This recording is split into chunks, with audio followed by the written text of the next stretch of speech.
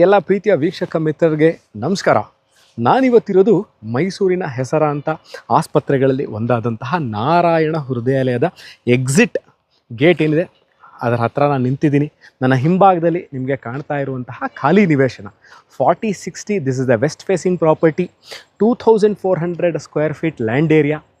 Mysuru urban development authority ಅಂದರೆ ಇದು MUDA allotted site, MUDA ಖಾತಾ ಮತ್ತು ಮೂಡಾ ಕಂದಾಯ ಹೊಂದಿರುವಂತಹ ದೇವನೂರು ಸರ್ವೆ ನಂಬರ್ಗೆ ಸೇರಿರುವಂತಹ ಈ ಸೈಟ್ ಸೇಲ್ಗಿದೆ.